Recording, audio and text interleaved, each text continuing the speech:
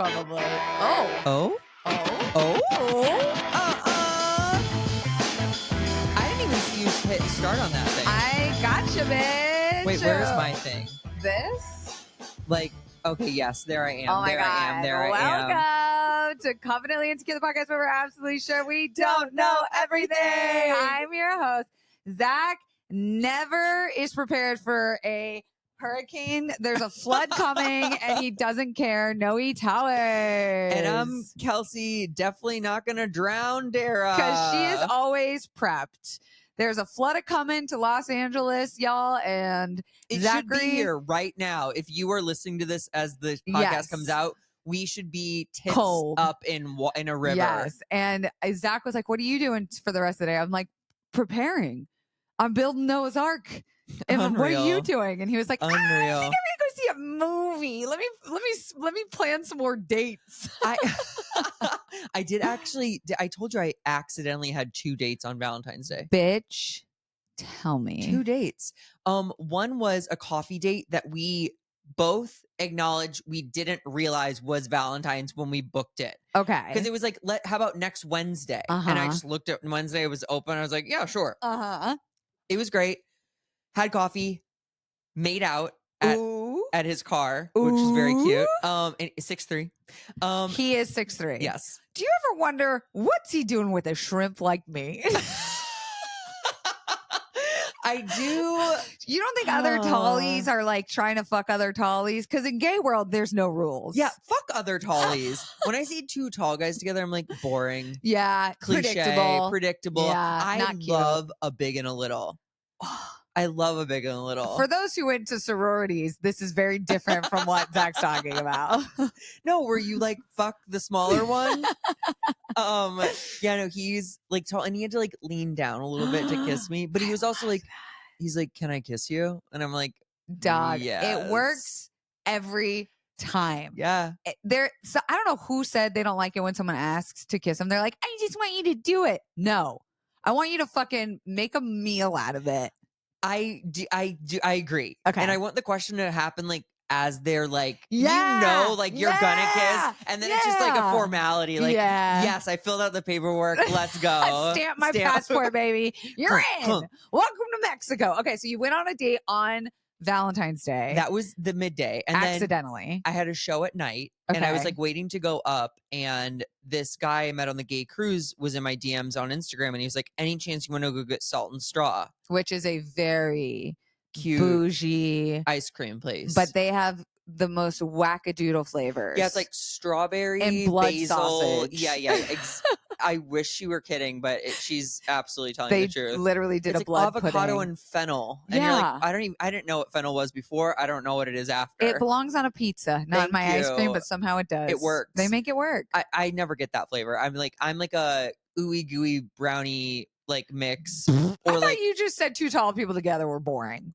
Yeah, well, when it's in my mouth, it's a different story. When it's a tasty treat in my mouth, cookie dough will do just fine. Applies to men as well. I love cookie dough ice cream. Anyway, so I was like, yeah, I'm actually about to I'm about to do this set. Go and then crush I can some fucking laughs. And I met him and we got our ice cream to go and we sat in the park by the dog park in West Hollywood. And it was kind of cold, so we sat next to each other, kind of like shoulder to shoulder. And I could tell his love language was physical touch. Yeah, because he like kept putting his hand on my the small of my what back. about the bigs of your back? What if you got a big rump-de-doo like some people? Fuck the hump. Sorry, Quasimodo, but you're not getting touched up there. Save it all for my lower back. Okay, for the small of your back. Oh my. It's like my on switch. Okay. There's like something about it's so like protective. It is, and it's like, let me guide you. Like a seeing eye dog. Right here. Yes. Yeah. Or it's like if you're filming something and you need to walk backwards. Yeah. that is a very niche. I know that's a niche thing, but it's how I felt. But so we were sitting really close, and then like between eating our ice cream, we made out. You little slut making out with 2 people on Valentine's Day? I literally had no intention. Did the second one know it was Valentine's Day? You know? You didn't ask? I don't know if he did, because at the end, when we were parting ways, I was like, "And happy Valentine's Day." And he was like, "Oh my God, you're like my Valentine." And I was like, and that one actually, okay, was like 1 inch taller than me, but we're not going to fault him for that. He might grow still. Sure. He owns 2 little planes. We talked about this. You didn't believe me. Okay, I didn't know that was this person. You're telling me this man for a living does travel nurse. He was a travel nurse. Now he works full-time in LA, and he's getting his commercial pilot's license, but he told me he has 2 planes. But he's a nurse still? Yeah. He doesn't have 2 planes. You know travel nurses make a fuck ton of money? Yes, but Did you know they make a fuck ton of money? Yeah. And when you're in like a place that doesn't cost as much as LA, I think you're really banking it. I just got to know where he afforded 2 planes and where he keeps them. I'll ask. Okay, please report back next time week. I see him. So you went on 2 dates. Both of them didn't know it was Valentine's Day. I makes 3. Yeah, that's very straight behavior of you 3. It kind of is. Yeah. Although I just talked to a girlfriend today whose boyfriend loves Valentine's Day. Why? I don't know. Huh. He likes to dress up and he likes to go out to like a nice dinner.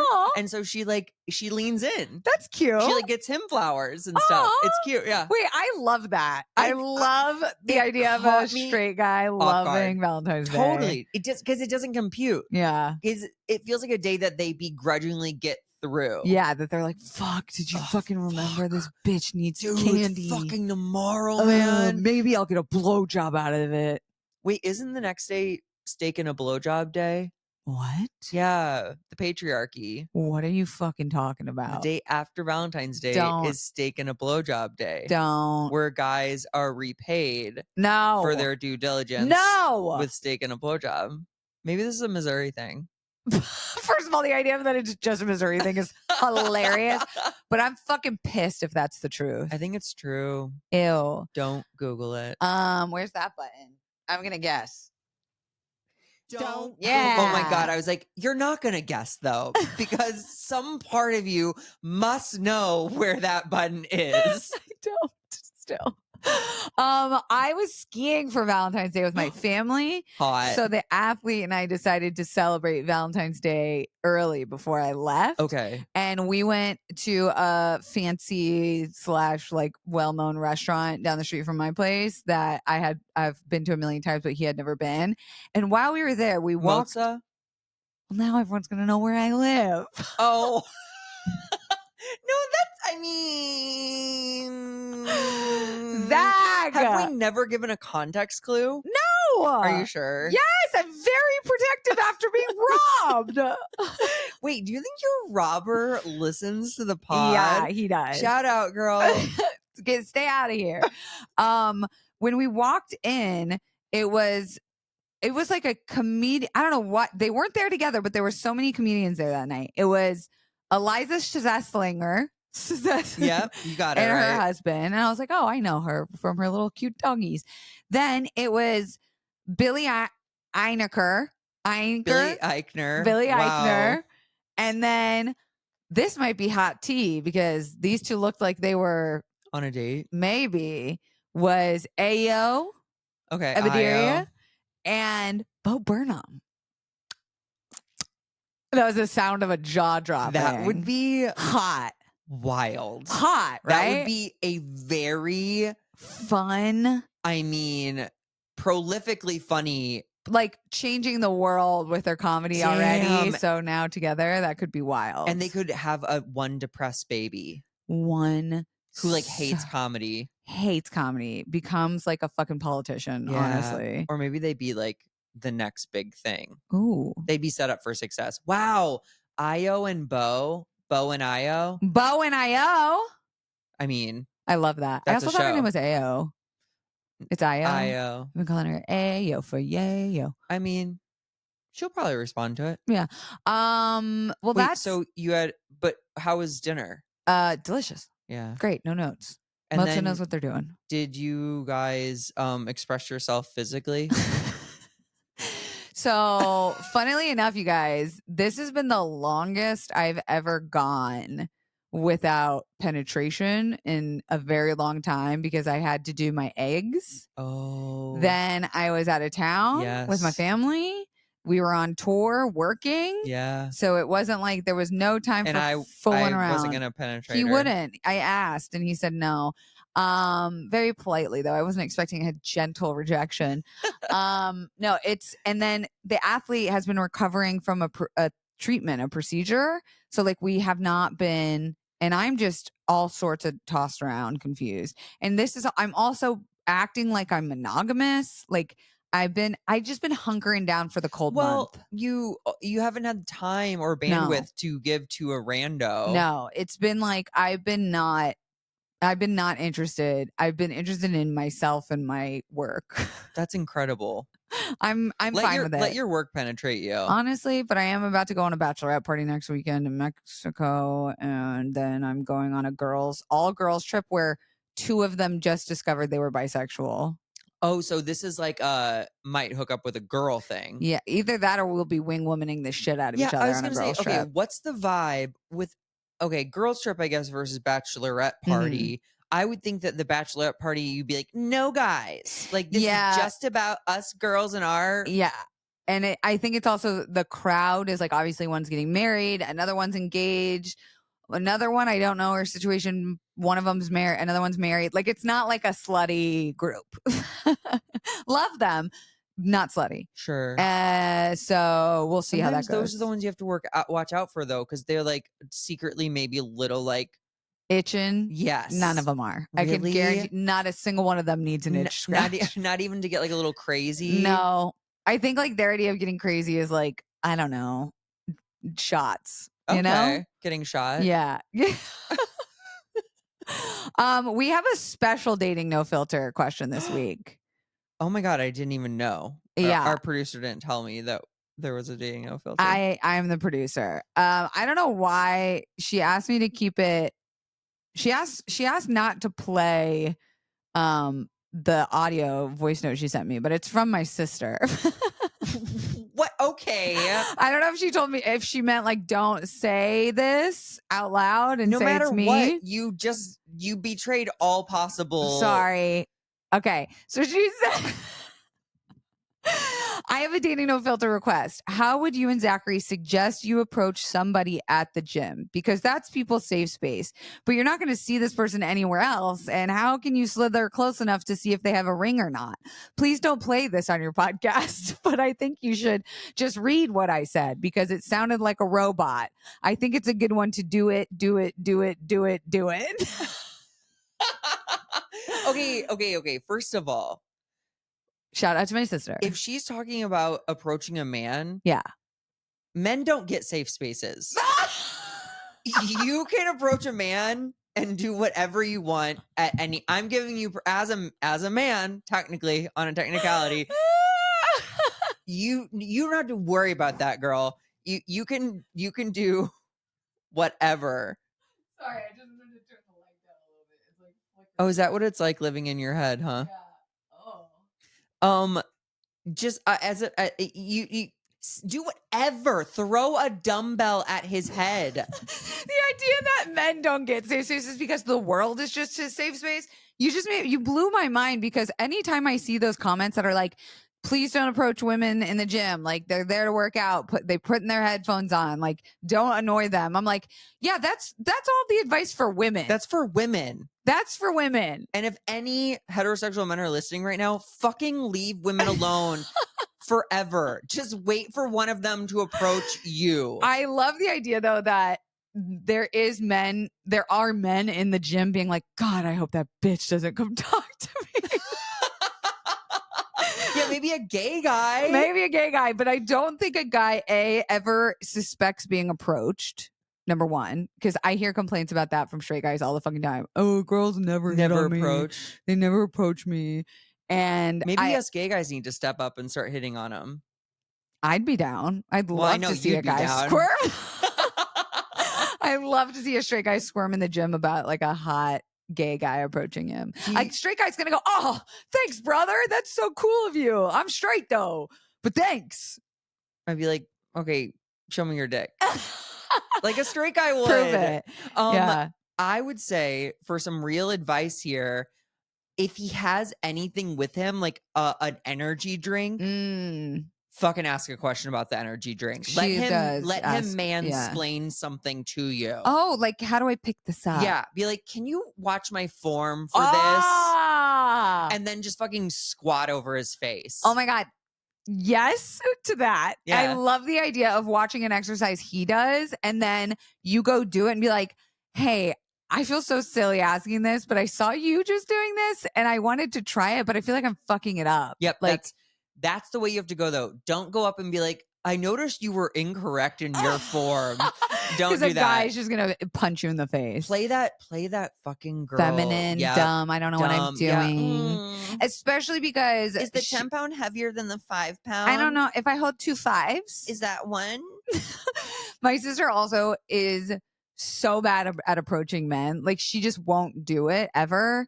Like, anytime I'm with her, I'm like, come on, let's go talk to some guys. And she's like, oh God, fuck. Like, why? It's just so anxiety provoking for some people. Whereas me, I just don't care. Yeah, okay. And I think it's just because of my personality and also the nature of my job. I just don't give a shit. Sure. But I could see this for so many people being such a struggle bus thing. And I like that she also was like, how do you slither in to see if he's wearing a wedding ring? Like, I would just go walk up to him. Yeah, and fucking look at his, and if he catches you, be like, I was looking to see if you were married. Yeah, literally. I would use that as the reason, be like, excuse me, are you wearing a wedding ring? And then if like, oh no, be like, okay, I just wanted to check if you, make sure you were, are you single? That's in. Honestly. We just gave you the best fucking advice. It's such a light lift when it comes to, I think, heterosexual men. Truly, that's what you have to remember is like, even if they are married or they're not into you, they're going to be fucking so jazzed that they're going to go home and tell their wife, like, you won't believe I got hit on at the gym. Hot girl, this hot slut came up to me. Yeah, honestly, and my sister, she be fucking going in at the gym too. Like, she's hot. I know. She knows a what she's fucking doing. little CrossFit gladiator. crazy bitch. So I think you just go for it. But also, isn't that okay? So if you're like in a CrossFit situation, I feel like that's a breeding ground for like talking to people. We're like, wasn't that tire crazy today? I don't know if they do. That tire was so rubbery. So fucking tirey. She goes to multiple gyms. So I know. So I know that she's talking about the other gym that she's probably going to. Yeah. She's horny at all of them. Yeah. And good for her. I hope it's so crazy because my sister is so hot, so successful. She's shy in a way that like she doesn't need attention, but she has always had men like want her. And so the idea to me that she just like doesn't go approach guys because of like nerves or whatever is so funny to me because she just has every reason not to be nervous about approaching men. That is interesting because she is super confident. Yeah, but she's still like shy. Maybe it's because she like deep down does not feel compelled to be in a relationship. That too, I bet. So she's like, I don't want to force something that I'm not even like that gung-ho about. For. Yeah, but I know she a little slut too, so I know she's trying to fuck. Oh, she's just trying to get that. She's trying to get that dick, but she doesn't want to like just fuck some rando, and she also doesn't want them to be uggo. Like she's got high. Can't relate standards. I wish we could do a body swap just for one day. Because I feel like if I were in your sister's body, I would take that body count up. Ooh! I mean, left and right. Yeah, because I just go up and be like, hey. You want to fuck? Do you want to see my boobs? Yeah. And guys would be like, yeah. Fuck yeah. Or like, even if they're married, they'd be like, I mean.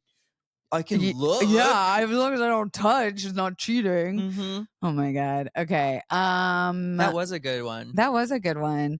The gym is also such a sexy place. I love the gym. Not only are people in like guys are in like drapey clothing, or you can like see their arms or their back, or like if they have cut off sleeves, you can like see like in, and then like also drapey bulge butt you can see, and then they're sweaty, so it's like in theory they're only going to look better from there.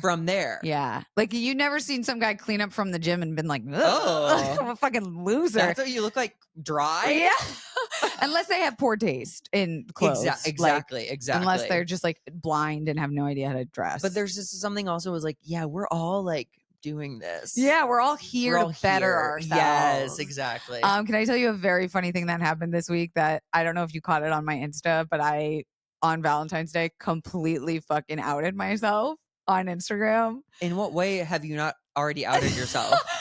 This is how embarrassing it was, is that I literally went like, oh fuck no, oh whoops. So I follow a bunch of like kinky accounts, like kink accounts, and you know how brands or like companies or whatever will make funny like multiple images of slides of things that's like you know, I don't know what's stupid, like Geminis when they respond back to a text, and then the next slide is like Virgos when they respond back to a text, and it's like sure, there's a slide for everybody kind of thing.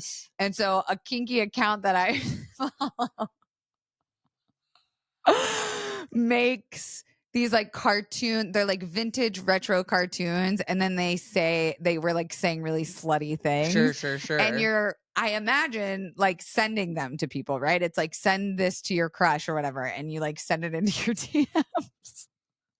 So I meant to send the athlete something, but I posted it to my fucking story. Did you add stuff to it, or do you just? I posted it. It was a little sexy squirrel holding an acorn, and it said, "I want you to nut in me." Okay, but that's still very funny.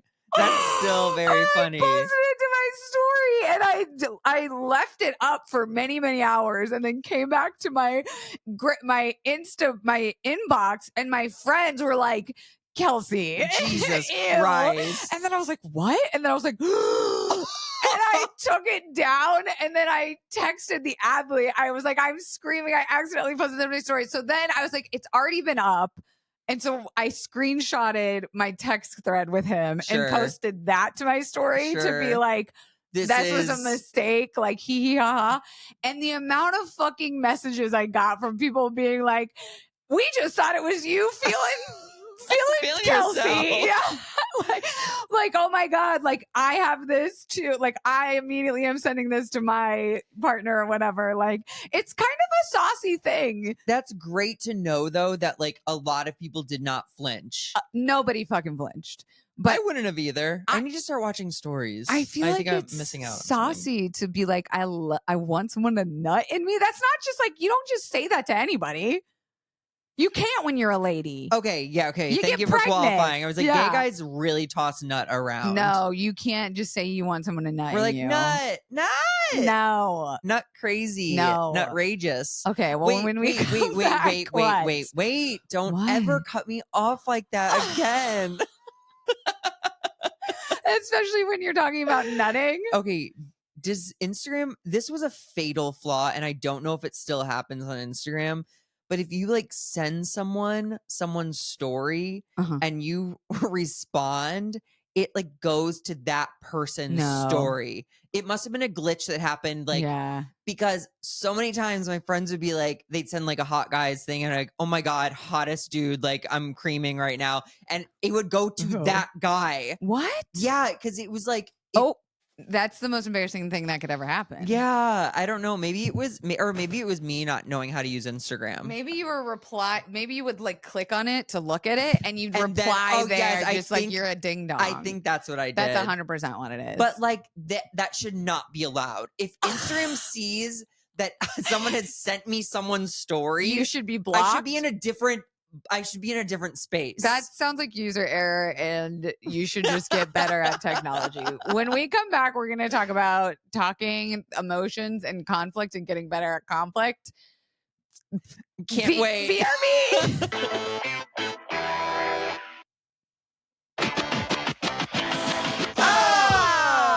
Zach, how are you with conflict? Okay, so I used to obviously, like most people, not like it.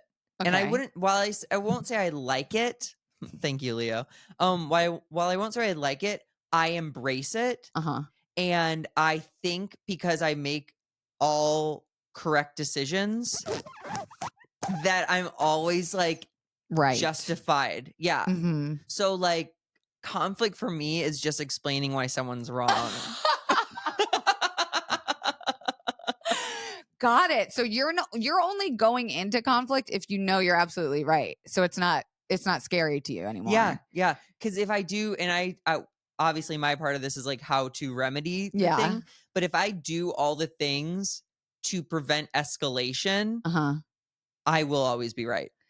If you do all the things to prevent escalation. Okay. Because I think I get tripped up if I act too fast, or if I let the thing take over, if I let the emotion take over. That's So conflict to me is not scary because I'm doing all the proper things to avoid it being my problem. I wanted to do this episode. It's so funny, Zach. You're so right. Like that one time when you were like, anytime we have an episode idea or theme, it's because like Kelsey's going through it personally. And I've always wanted to do an episode on emotions and conflict, which is different than like how to fight with your partner, which we have done before, because I am so bad at certain types of conflict involving emotions. And I couldn't figure out, like, I didn't know why. And I'm so glad we did this because I think I figured it out. Really? Like, I got an answer and I was like, oh my God. So, like, a little history with my relationship to conflict. I am very good at personal, close relationship conflict. Like if me and my partner are having a tiff, I am great. Like the idea of confronting them gives me no qualms. The idea of needing to confront my parents about something, no nothing. Deal. Like it doesn't shake me. Blah, blah, blah, blah. Professional conflict, hiring or firing someone, having a hard conversation at work about something, getting in trouble, like not perform, like anything. Like if I had to approach you about a professional conflict, I'd probably be like right down the middle because I know you well enough to be like, this is a safe space. But I also know like the bag is, we don't want to fumble our bag. So how do we like fix this personal relationship, or how do we fix this professional relationship thing? But there's something to like, if it's just a personal relationship, if it's just me and you having a friend fight, good. No problem. But if it's professional, no bueno. Okay. So I really wanted to figure out why and get down to the bottom of it. So I have always been bad at conflict with authority figures. And the way that I know this is because I'm someone who cries when they're mad. So if I start getting into a heated debate with like a police officer or like a coach or a teacher or a boss, I start crying and it pisses me the fuck off. It's something I have hated about myself for all of time that I could never figure out. Why do I'm mad. So why am I crying? And if are it's you mad or are you upset? Mad. Okay. I'm angered.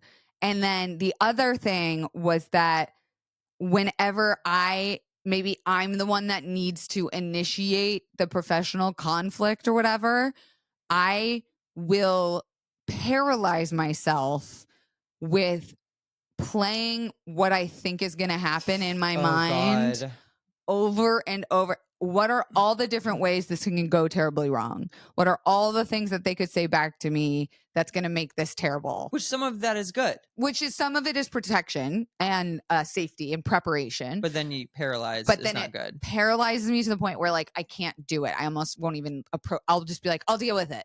Another way. I'll figure it out. I just don't even want to approach. I'll start a new life. Yeah, I'll throw everything away.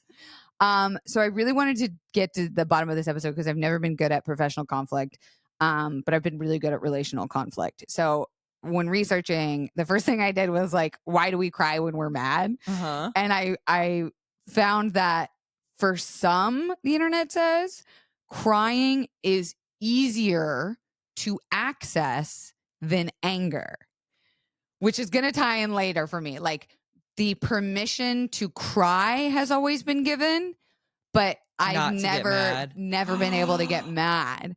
So that was like mind-blowing moment number one, where I was like, oh my God, I've always hated this thing about me. This explains totally why. And anger is considered a secondary emotion. So the primary emotion often behind anger is sadness. Okay. So like, it's almost like I'm bypassing anger and also just getting straight to sadness. Sure. And it's easier to access for my brain. My brain's like, go to cry. Don't go to yell. Anger is sadness with one of those like disguise glasses on and with a big nose. The big nose and the mustache. Yeah. So basically, when we cry, we experience a loss of control or under heavy stress, and like tears are a way of emotionally regulating too. So when I start to feel anger, it comes out as like the way I regulate anger is with releasing tears, which I was like, wow, that is fascinating. Let the rain come down. Let the rain fall down. So how do we get this way, Zach? Why does one become bad at conflict? I'm gonna blame your parents. Always. Early life experiences play a crucial role in shaping one's approach to conflict. If you're raised in environments where professional authority figures such as teachers or leadership roles are discouraging open dialogue or punish dissent, you may grow to associate conflict in professional settings with negative consequences. So that can go both ways. Like if you have hard time dealing with relational conflict, it's probably because your parents didn't allow that kind of conflict to arise safely. But if it's with professionals like me, it's probably because I had teachers and authority figures or coaches around me as a child that were like, no arguing, no crying. We don't yell here. Like I was never allowed to fucking yell. And I remember one time when I yelled at my friend's house, this is just coming to me right now. Oh and no, it's a fucking, I was just triggered. I was at my friend's house and I was a little kid and she lived in the cul-de-sac and I went to her house and we were in a fight about something that she was wrong about doing. Okay. And I like yelled at the top of my lungs at her and her mom was like, you will not yell in my house. And it like freaked me out so bad. I like ran home down the street and like never went over to her house again. And now I'm just realizing it was because she was like, you're not allowed to be angry, even though I had every right to be angry. That is, yeah, that's sad. That is sad. Do you think that's like a woman thing though? Probably like, girls too. aren't allowed to be angry. Yeah. But it makes sense that they're sad. But you also think of some women as flying off the handle. Like I've had starting all of our wars. Yeah. That have been like X-Men. Superhero power Wolverine bitches. I have always like I think I told you this one time. Do you remember when you took me to, don't say the people's names, don't say the partner it was at the time, but do you remember when you took me to a wedding in Palm Springs after something very bad had happened at home? Mm-hmm. And I came home like, and I needed, or no, before you picked me up, I was like, I've been up since 6 a.m., like arguing with this person about this thing. I did something in that argument that I so specifically remember that I was supposed to be very angry. Mm-hmm. And I remember we were starting to raise our voices at each other on the staircase. And in my mind, I went like, God, Kelsey, be angry. Like you're supposed to be angry, not sad. Like be mad. And I went, I'm going to hit this picture frame off the wall. You gave a warning? I waited for the right moment to strike. And then I very gently tapped the picture frame off the wall and it like fell and kind of shattered. And I was like, God, that didn't feel right. That didn't feel authentic. Yeah, you're supposed to just do it. That felt very forced. Yeah, it didn't come fucking naturally to me. And guess what? It's because I don't feel comfortable with anger. Wow. I've never been allowed to be angry. Huh. And so this one I literally wrote in all caps. This blew my mind with like an exclamation point and an underline. The reason why I'm so bad at professional conflict and not bad with relational conflict is because I feel, and this is going to sound so obvious when I say it, but it blew my mind. Sometimes that's what you need to hear. I feel less secure with the environment of work and ruining work relationships or getting a reputation at an office. Whereas when I'm home, I have the safety and familiarity and comfort, and I have that safe space to open myself up to conflict and arguing that I don't feel in a workplace. Like people with high levels of agreeableness or whatever in the workplace will just be like, yeah, that's fine. It's because like this isn't our safe space to argue. This isn't like our comfort zone. I don't know you the way that I know my partner inside and out. I don't know my boss. Like, I don't know how my boss responds to like the request of nonviolent communication. And like, I'm a visual person. Can you draw this for me? Like, I don't know. Are you replaceable? Yes. I think about this a lot too with like interpersonal relationships. And it's so hard with Hollywood stuff because your friends are also creatives and you're trying to support them. And then you're like, wait, am I just supporting them because they might be your boss one day? And like, I should stay on their good side. Yeah. Like, it's like a mind fuck. It really is. And it's like, I don't want a reputation where it's like, I don't give a shit what my partner thinks about me. They're already with me. They've already seen my deepest flaws. And so that fucking blew my mind, knowing professional environments often also emphasize rationality, objectivity, like logic, detachment, like don't bring emotions into the office. And I know that if I were to bring conflict, I would get emotional, and it's supposed to be professional. And so I've just been like, I'd rather not. I mean, we need the severance technology. Yeah. Ooh. Love that. Need it. I'll take it. Need it. Can't wait for that shit to come back on. It's been too long. Yeah, it's been a minute. Other reasons that we become this way is fear of rejection or abandonment. Obviously. So you play it safe by play not. it safe. Like, I don't want to be a problem. Low self-esteem. And I was like, what do you mean? But it's like, you don't even stand up for yourself. You don't believe your side of the argument. Like, you almost don't believe your own opinions. Or you're like, it's not worth it. Yeah. I'm not worth it. Yeah. Poor emotional regulation. I said, this is me big time. It's like you're afraid of kind of flying off the handle emotionally once a conflict starts. Like, you don't have that in the moment regulatory system. It's the only way you're poor. Fuck you. That was a very nice compliment. And that's how I know it was an authentic and a joke. So like, it's the same thing as when you're fighting in a relationship or a friendship, is like, if you can't in the moment say pause, take the breath, you're going to be bad at conflict. And I also thought this was interesting too. I'd never heard of this.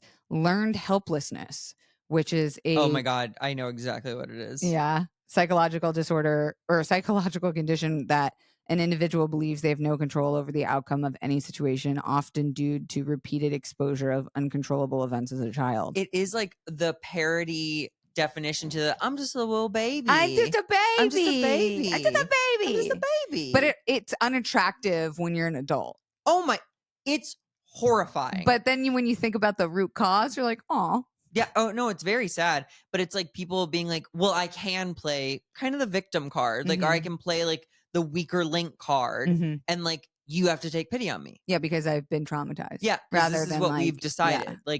If you're stronger, you have to kind of look out for me. It's the same thing with like this TikTok that went viral the other day about a guy being like, so many men are like, this is just the way I am. Or like, I was raised in trauma. Like, I had a bad upbringing. It was like, at some point, you have to just it becomes your responsibility to change that about yourself. Like, you can't change what happened to you, but you can change about how you respond to it. I feel like I've said this phrase before, but if you're 5 years old and your parents left you standing in the rain, shame on them. If you're 30 and still standing in the rain, shame on you. I've never heard you say that. Really? I think about it a lot. A fucking poet, bitch. I mean, I didn't come up with it, but I think it's beautiful in that it's like, yeah, you can't just know the issue and then just repeat the problem over and over again. Like, you gotta start taking responsibility. Yeah. Just like how your triggers are no one's one's responsibility but you. Own. So you can't be like, you can't say that because I blank, blank, blank. And it's like, no, I can. You have to be ready to hear it. Ooh, dog. That's the number one thing that I want to reply back in the comments sometimes, where people are like, trigger warning. Yeah, it's like, and I'm like, my triggers aren't your triggers aren't my responsibility. No, I'm going to talk about the certain content that I have. You also just need to know, moving about the world, that there's no bumpers. Filter. Yeah, there's no censor. There's no one guarding, no lifeguard on duty. No lifeguard on duty. Go to your community pool. No diarrhea either. No swimming 30 minutes after eating. Okay, so you now are going to tell us, how do we fix it? Yeah, well, it's strategies to help like take emotion out of work. I love this. So the first one, and it's so funny because you're talking directly to me at this point. I'm like, tell me. Well, and you mentioned some of these, like compartmentalization.